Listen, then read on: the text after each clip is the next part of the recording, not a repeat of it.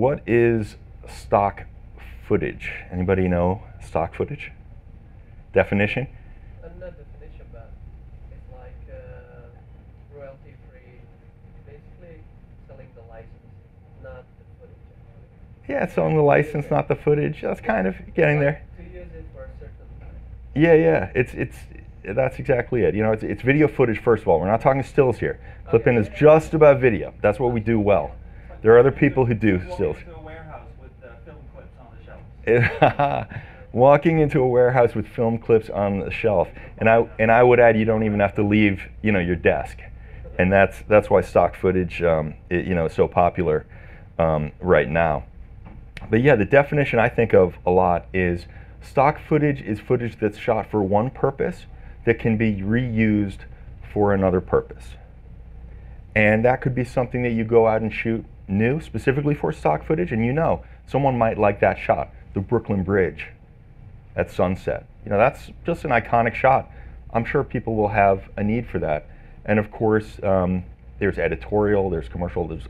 If you can shoot it, there's an audience for it in stock footage. A little bit of the history of stock footage is, stock footage has been around since the beginning of film, of course, and there were technical issues, technical barriers to getting video footage up online. So a lot of these stock houses, like the Gettys, the Shutterstocks, the Pond 5s, they actually started as stills distributors. And then as storage, cloud storage prices started coming down, and of course bandwidth started getting faster and faster, they realized, let's just put this up in the cloud. And now you can just browse, you can just browse online, punch in your keywords and find the shots that you really, really like. Okay, I'm going to play, this is a very short video, it's a 1-minute video, and I want you to take a look at it and just think about what these shots have in common.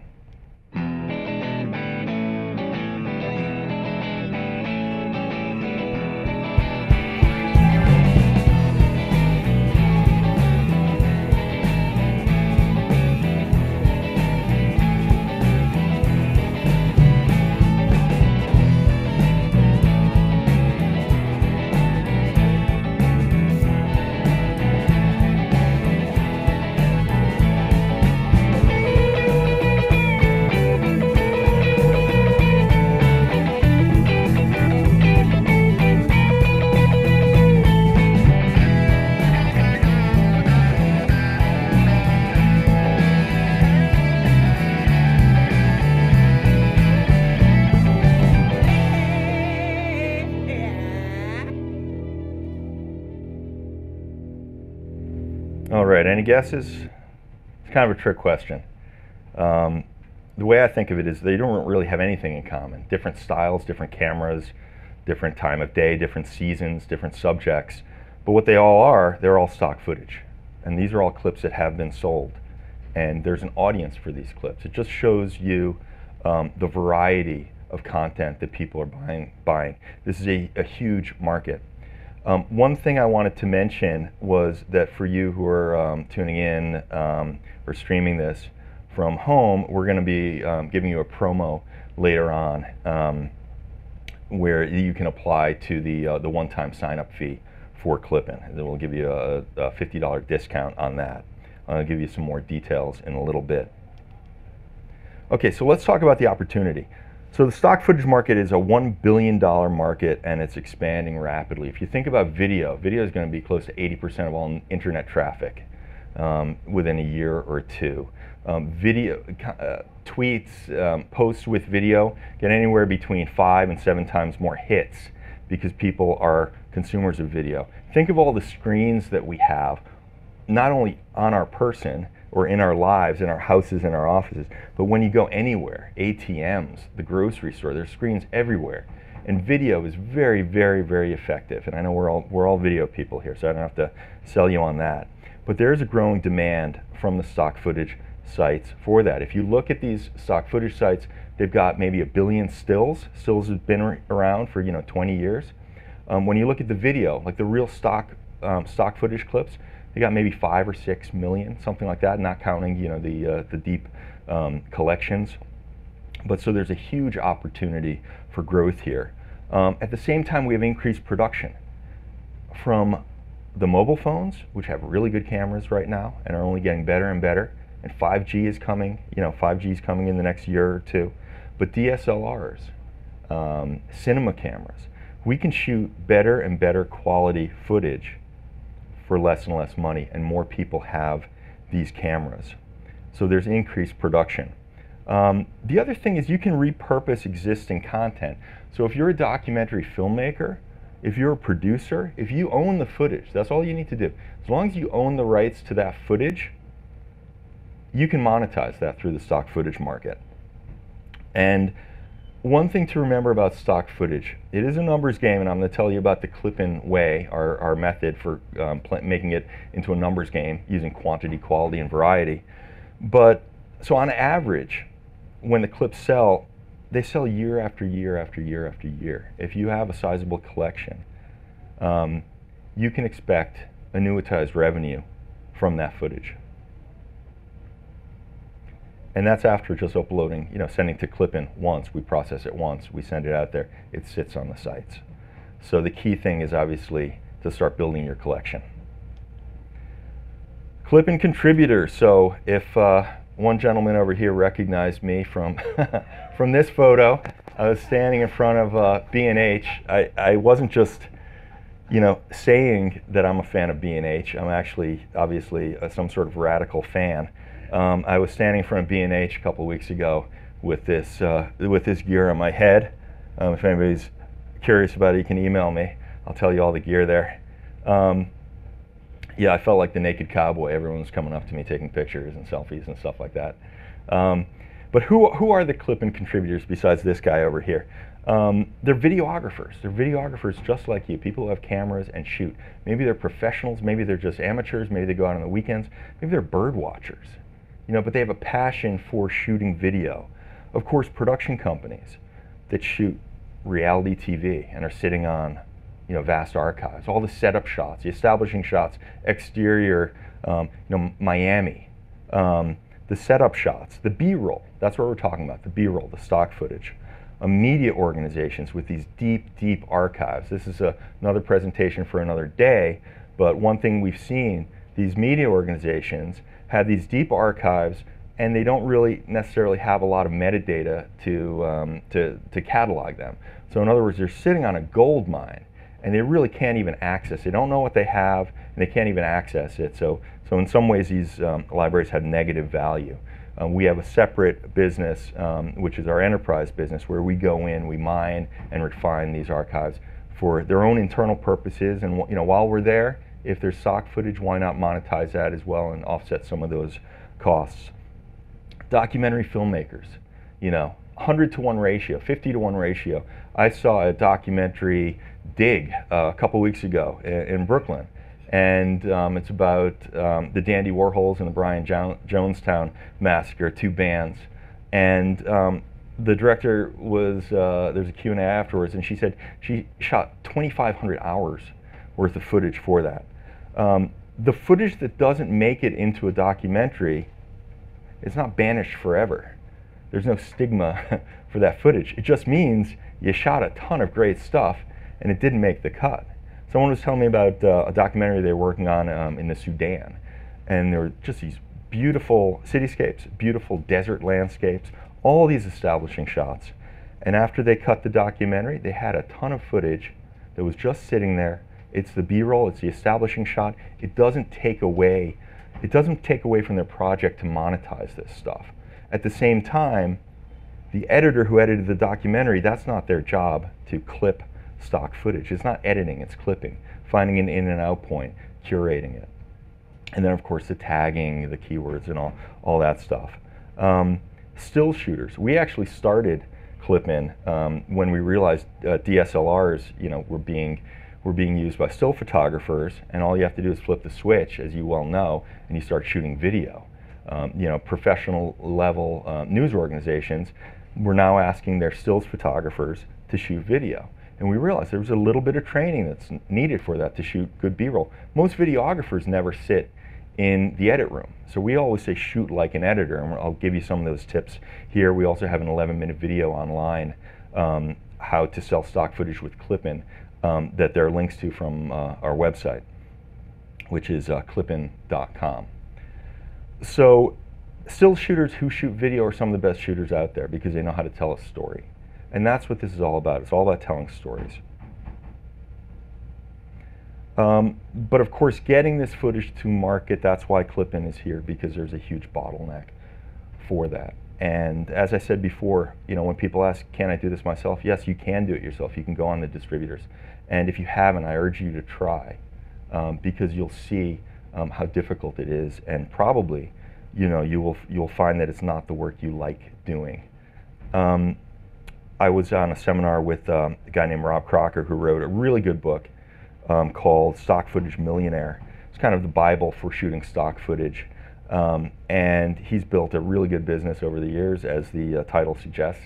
And someone asked him, like, if you were to start over, what would you do? And he said this, this juicy quote here: Clippn is doing all the work no one else wants to do. If I were to start over, I would use Clippn.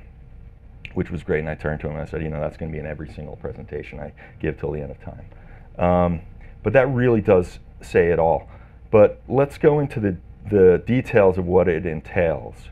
Have you tried, anybody in the audience, have you tried doing this yourself? Have you actually distributed your content to stock footage sites?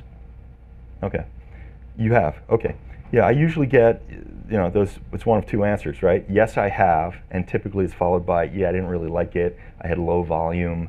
I did 10, 20, 30 shots and then waited to see how they did. That's not how you really monetize stock footage. The other answer is no, I've never tried it, and typically you've never tried it because you're discouraged by the work. You may not even have the work defined, and you just kind of don't want to do it, don't want to start it. And that at Clippn, that's what we're trying to do. We're trying to lower the barriers to entry so that people will upload to us and they can actually participate in this. But just to give you an idea of what this entails, and in many ways, Clippn's solution comes from a point of pain. My background is as a filmmaker. I started in independent film here in New York, dragging sandbags around film sets, worked my way up through production into post-production, and kind of became a guy who knew how to solve problems in the production through post-production workflow. I'm kind of an efficiency expert in that. And I know what I like doing. What gives me joy, and I like shooting, and I like editing, right? But I don't like doing all that work around the editing, all the technical stuff. I like being in the zone when I can start flying. So I started developing all these processes to really streamline things, get rid of those friction points that really drag down that, that creative spark that I have. And a lot of that we apply to Clippn, because when I started getting asked by these companies to start building their stock footage libraries, and actually, I was new to it. I didn't really know what it entailed. I'd been a consumer of stock footage, for many years. But I realized what a nightmare it is. Sort of little Mr. Kurtz here, the horror. But first of all, it's curation. You need to know or have good confidence in your ability to curate the footage. So is this something that can be used? And that doesn't mean this will definitely sell, because we don't know. 85% of most libraries never sell, right? That's kind of a daunting figure. That's why we turn this into a numbers game. On the bright side, 15% do. But it's kind of, is there something interesting about that? Is it rare? Did they put a new spin on that shot? Everybody shoots that shot out the airplane window of the plane taking off, right? But is there a new spin on that? And that's why we have human taggers, human editors and human taggers looking at this stuff. This is stuff that a machine cannot do. The human does it better, faster, and actually cheaper from from Clippn's point of view. So to know that Eiffel Tower at night you need a release for, but Eiffel Tower during the day you don't need a release for. And there's a long list of things like that. Really weird, quirky things. And when you go international, which we're a global company, you need to know all this stuff.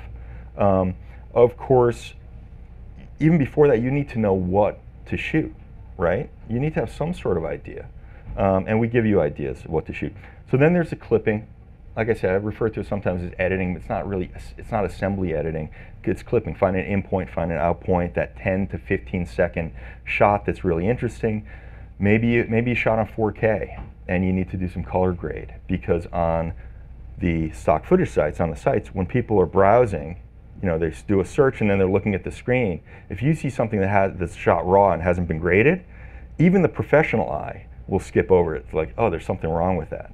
And we just have to be prepared for that. So we do just enough grading that that person who's the buyer, that editor or producer who's looking for that shot, they'll say, this is a shot I want, and I can do what I need to with this. Stabilization, tagging, obviously, that's titled, titling, descriptions, keywords. Some distributors ask for 46 keywords, some have in priority conceptual keywords. There's a long list of metadata you need to know. Formatting, so you need to be in nonlinear editor, you need to be in post-production world here. Releases, releases are some of the hardest things to get. There are release apps, but like most people use a piece of paper. For the stock footage distributors, you need the picture of the person, you need a witness. So with a piece of paper, how are you going to get their picture? You need a Polaroid camera. There are ways to do it, but it's just enough friction where it's like, I'm not going to do it. But if you actually shoot with releases, in the right environment, or strive to do that, that means you can actually make more money. You have the option or the chances to make more money that way. Delivery. Again, to really optimize sales, it's not sending to one distributor, sending to multiple distributors. And they all have different specifications. So you're spending the time actually delivering your footage to them. And then, of course, acceptance. Did you know enough about what you were doing during this process? And I'm not talking about the shooting. I'm assuming everyone's an incredible shooter, right? But did you know enough to get the right coverage? But beyond that, to do all the tagging, to curate it right, to know about release footage. Do you know enough about every one of these steps so that your percentage of acceptance is nearing 100%, which is Clippn's is near there, or is it closer to 50%? Which a lot of the stock sites report it's very low acceptance because a lot of people just don't know all the rules and they're complicated, and that's understandable. And again, that's why we started Clippn. So the solution, if you haven't guessed it by now, is Clippn. So we have videographers on one side, they shoot the footage. We have Clippn in the middle, we do the editing, we do the tagging, and we do the distribution to the world's top sites, and 5 of them are listed here. I've heard a stat that there are 160 stock footage distributors in the world, right? And I also know if you have the best collection in the world, who's going to find it? So these distributors are our partners. We're really leveraging their expertise to sell this footage. They're the experts in selling it. They have the marketing budgets to drive eyes to their sites. They have the sales teams. They have the different formulas, subscription, marketplace. If you're familiar with the different distributors, they're all slightly different, and they're all changing, all the time because they try different things. And when one distributor is successful, then the other ones, mimic that. And then they try something else, they try building on it. So this is not, even though stock footage goes back a long time, they're still figuring it out, and it's constant, evolution to try different things. And Clippn is on the same side of the table as you. We're dealing with the same realities of the stock footage market as you are. We're just optimizing, the chances that you're going to sell. Here is a 2-minute video, I believe, of one of our contributors who probably says it better than I do what he likes about Clippn. Since I actually have a job shooting and I get told what to shoot all the time, it is nice to be able to go out and shoot what I actually like to shoot. It allows me to, go back to my job and not feel like I'm always working for somebody else, but now, like, in a way, I'm kind of working for myself. I never really planned to be doing what I'm doing, so not until my last year in college when I actually saw a TV show, Planet Earth, which tied in TV production and nature and all this stuff. And I kind of right then and there realized that that's what I should be doing. I should be traveling around the world shooting stuff. That was tough to get into the business with, no background, no training, but a lot of people also just learn, on the set. They say, get your hands dirty and figure it all out. This guy over here, this is my nephew, Foster. He's helping me pick blackberries today. Tell me a little bit about your best-selling clip. My best-selling clip was when I went on vacation with my soon-to-be wife We went down to Belize and we went out on a snorkeling trip.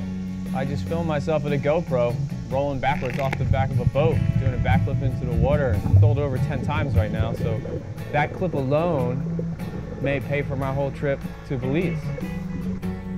I do edit a little bit. I don't edit, no one pays me to edit, but I edit some of my own stuff, which I like to do, but it does take a lot of time. There's one thing I really like about Clippn is I literally just take my clip and I send it over. I don't have to worry about cutting it to length or coloring it. A couple weeks later, I get an email telling me, I just sold a clip. Here's some money. Thank you. That's awesome.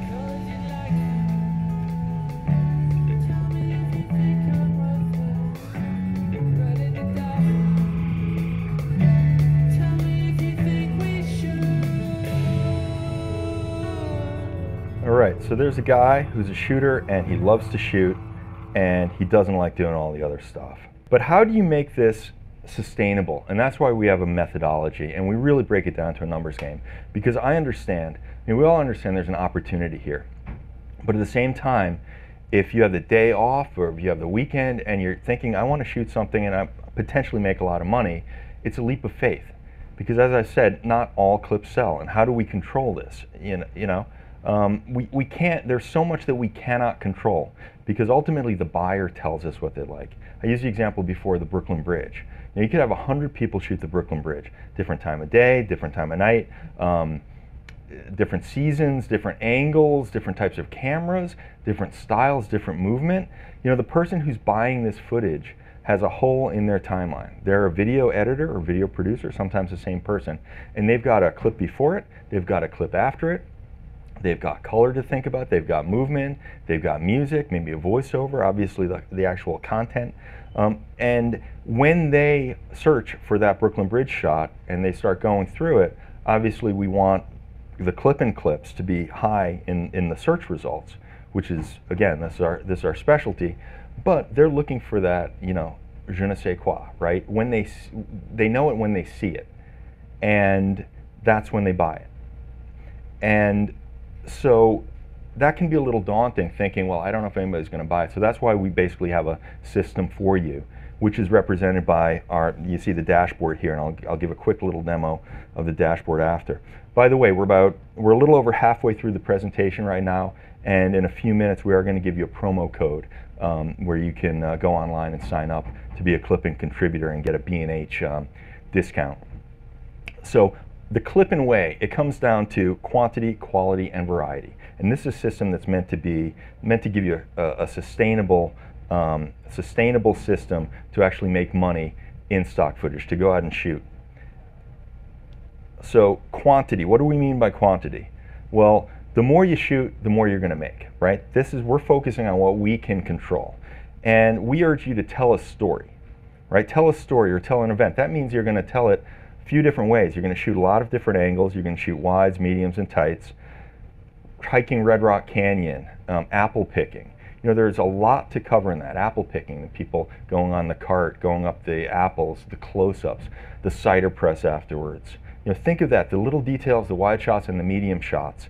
That's what we want, because when you shoot like that, you have a lot more clips, and that gives the buyer a lot more options. And very often, the buyer will actually buy more than one shot at a time, because maybe it's not just one clip they're looking for, they're actually looking to build, a sequence. So get coverage. And the other thing is give yourself goals. Shoot 1 hour a week, even if it's 1 hour a month. We've broken it down, and if someone shoots 1 hour a week using our best practices, they might have over 1,000 clips by the end of the year. And that's a substantial amount. And you do that year after year, you start seeing your sales going up like that. So quantity, the second pillar, is quality. And we actually give you a 5-star rating on all your packages, because what's very important is, I mentioned before how videographers often work in a vacuum. They've never sat in the edit room, and they may not know a whole lot about stock footage. So our feedback loop, our training, and then our feedback loop is very important. And one way we give feedback is through the 5-star rating, and then we also give feedback. The editor after they've clipped your package and spent a lot of time with it, they're very familiar with you and your footage. They actually give you positive feedback, so they always say something positive. You know, beautiful framing, beautiful shot, and if necessary, they say something constructive that you can learn from. It's not judging. We're trying to give you information that will be valuable for you to shoot, you know, more, that will get accepted more, and you'll make more money that way. An example is count to 10 Mississippi in your head. If you're a videographer, and this has happened to me so many times, when you're in the moment, I don't know exactly what it is, but there's some sort of time warp that happens where when you're in the moment and you're looking, you know, through the camera and something really cool is happening in front of you, you may think, wow, and you're rolling, you may think, wow, I got like 20 seconds. You go back to the edit and it's like 2 seconds. Well, that's not enough for an editor, and we have to even give more, you know, top and tail for the you know, for the end user, because they might want to put a transition. They might want a little still and then a pan and then a movement. So give them options. This is all about options, and when we say shoot like an editor, that's about giving the editor options. And the more options you give, the more you're going to sell. So one bit of feedback is absolutely, you know, duration. You know, have resolution is very important. There's a high demand for 4K. So you get a star for that. Movement in the frame. This is video, not stills. So either move the camera smoothly, hopefully, or have something pass through the frame. Composition is obviously important. We're telling a story here. Audio, natural sound is very important. So if you have a mic on your camera as opposed to the little, you know, pinhole mic, you'll get better audio. And certainly don't talk under, you know, while you're, if you can avoid it, you know, while you're shooting, because that way the person who's buying it will actually have the video, but they'll also be able to use the audio, which is very, very helpful sometimes in the edit. You know, stay away from licensed music if you can. And duration, 10 seconds, 10 Mississippi is pretty much what we say. Count to 10 Mississippi in your head, and you'll never regret it. Your clips will always be long enough for Clippn to accept. And remember, we're a pass-through of what the distributors accept, and they like to see something at least that long, as a general rule. So quantity, quality, and the last thing is variety. You know, if you shoot nothing but you know, surfing footage, it's great. That's your passion. Follow your passion. Shoot what you love. But that may limit you because it's kind of limiting what the buying pool is. So if there are other things that you can shoot, if you want to shoot other things, we give you ideas of what to shoot. And footage type, different kinds of footage. Basically, it splits between editorial and commercial. An example is if you're walking down the street and you know we're filming you, that can be used as editorial. But if I get your release, that can actually be sold in a commercial, literally in a commercial. So get releases when you can. You don't need to all the time, but when you can, there's very, very high demand for release content right now. This is what the distributors are telling us, and we're seeing sales, not only number of sales, but the prices are higher too. So first of all, here's a quick tour of the Clippn dashboard. Again, our methodology, the Clippn way, quantity, quality, and variety, is really embodied in our dashboard, and that's for a reason. You can see on the left, upper left, it's quantity. So how many clips do you have? How many have you sold? How much money have you made? That's what everyone wants to know, right? Quality, we got a 5-star rating, so we're giving you feedback. We also give you a yield, which is just a metric.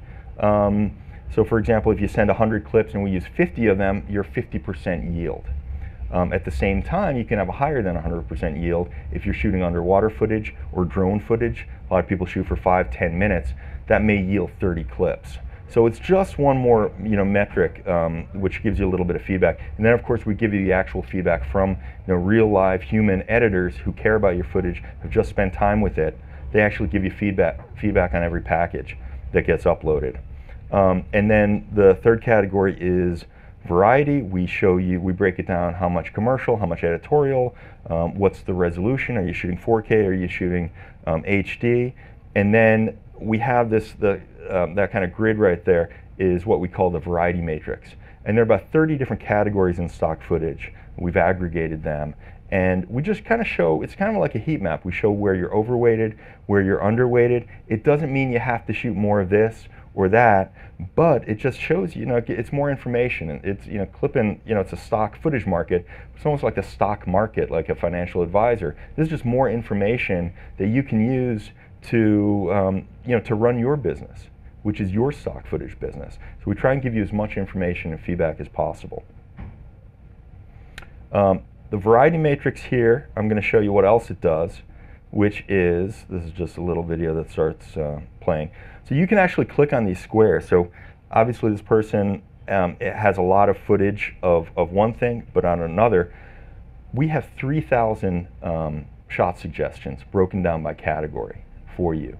So if you run out of ideas of what to shoot, we have a research department that not only gets feedback from the distributors, we do our own research to see what is trending. That doesn't mean you shoot this and you'll definitely make money, but this is more follows a shoot what you love. As you browse this, if you see something that you think, oh yeah, I can shoot that, or even more importantly, I want to shoot that, that's all we care about. And by going out and shooting, that's how you're building the quantity of clips. And again, that's how you really play the numbers, because the more you have, the more you're going to sell. So the other thing here is that what you can do is, so you can actually select those clips that you find, and you start building your own shot list. And then if you're just watching, once you shoot those things, you can take them off your shot list. So you can basically walk around with your shot list in your pocket. The upload wizard is something people get excited about, and it's probably the first thing you're going to use when you sign up to Clippn. It's a big green button on the upper right. It's a 3-step wizard. And the first step is give us your video clips, right?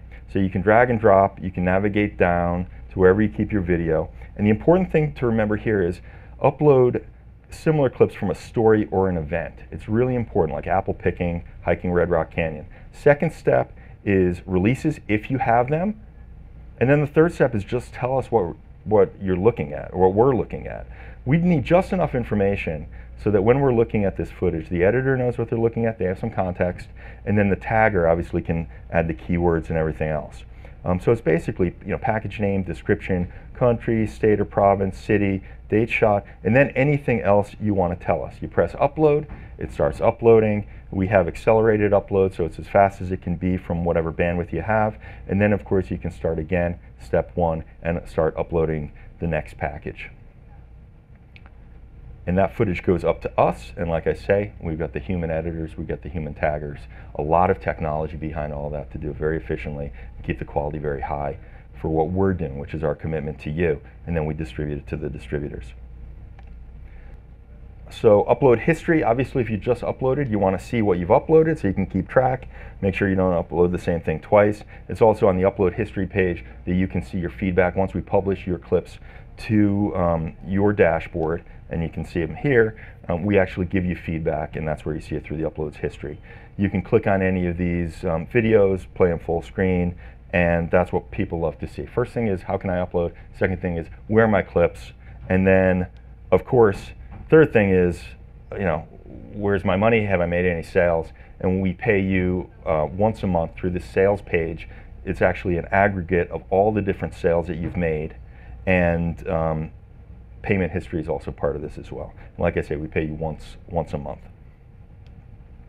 What does it mean to become a Clippn contributor? First of all, as I've mentioned, Clippn does all the editing and tagging. You as a contributor, you earn 50% of all sales. Now that means after the distributor makes, takes their commission, Clippn is able to demand a higher, percentage of, from the distributor because of our volume and our quality. So already you're kind of, making more, and we are distributing to multiple distributors. So it is a multiple of what you'd be doing if you were to distribute yourself, which of course, in many cases, people are not, because they're not doing this work. Monthly payouts, as I've said, you always own your own footage. We have a perks and discount page, and coincidentally, B&H photos on there, so you can click on the link and get discounts on top of B&H's already low prices.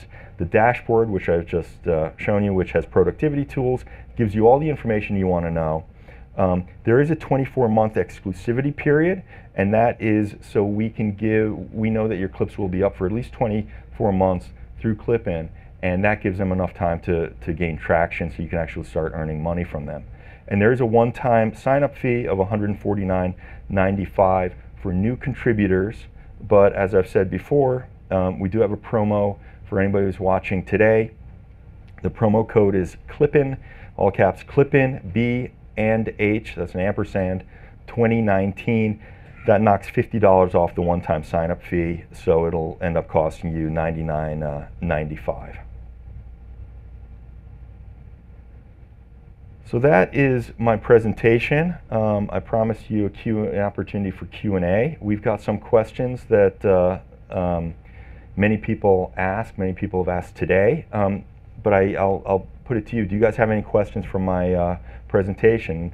I guess before the Q&A, I just want to kind of wrap with, Clippn is here so that to help you build your own business.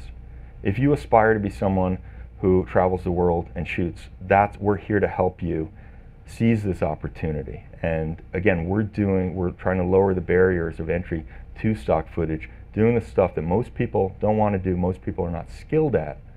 And you upload your raw footage to us, we do the editing, we do the clipping, we send to multiple distributors. And that's when you start making sales. So shoot what you love, we do all the rest. Any questions? I like your idea, but what do you say to somebody? Because my first hesitation would be, I don't have a whole lot of clips that I think are worthy of uploading. Sure, okay. I do. Yeah. But it's that kind of like daunting now. Now you've kind of brought down the barrier, right? Yeah. That's the whole idea, which I think you really do. But it's still that, you need to upload suites and as much as, so it still feels like a lot of work. Would you say to somebody like you to convince me if that's the main concern, that you're going to have to go out and shoot tons of footage? And, yeah, so if you're starting out, can you start out on a really sparse contribution? Yeah, I'll say, so the question is really, even though you like the idea of Clippn, even though it is actually solving these problems that you have recognized, there's still a problem of, and I don't want to say it's, there's something stopping you from uploading. And we're not here to make promises like you're going to make this amount of money or not. This is purely playing the numbers. So the first thing is you have to love shooting. You have to want to shoot. You have to be a shooter. It starts with that. And then the second thing I'll say is you have to start somewhere. So the second part of your question was, do you need to upload a lot? You have to start somewhere. You have to start with, a single shoot, or maybe it's uploading, that story or event that you have on a hard drive that you shot a bunch of B-roll for. And we give you, we have 11-minute training video, which basically goes through all those best practices for shooting, and also talks about our methodology, quantity, quality, and variety, to help you play the numbers. But hopefully you'll walk away with something from that to give you a little more confidence when you shoot that there is a system that you're following. But after that is, the feedback is very, very valuable to our contributors. And if you upload, and remember, in that upload wizard, step 3, tell us what it is, but there's that notes at the bottom. And you can tell us anything you want. You can say, don't use footage of so-and-so, or you can say, look, I didn't have a tripod that day. I was just winging it, and I pulled over to the side of the road on a PCH, and I wanted to shoot the sunset, and whatever. Whatever you would tell that editor that you're handing your card to, that camera card, whatever you would tell them, you can tell us, because it's a human who reads that. They look at the thumbnails, they read that footage, they see the context, and they start getting to know you a little bit, and they're thinking about what you were doing. These are editors, right? Clippers, stock footage editors.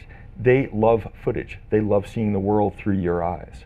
And so don't be afraid to send us the footage, because we're not judging it. They will say something positive about your footage, even if it is, hey, your nice duration for your footage.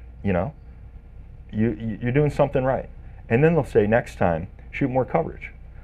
Use a tripod or a monopod. Etc. There's kind of a short list. There's maybe 15 things you'd ever say, because it's a very short list of things you need to do.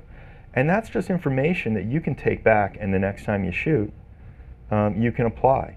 And we've had people, you know, the yield is a metric, but I think it's a valuable metric, because we've had people, actually one guy was a still shooter, started shooting video, realized he could monetize it, wasn't going to do all the work, started uploading to us. His yield was like 50%, right? So upload 100 clips, 50.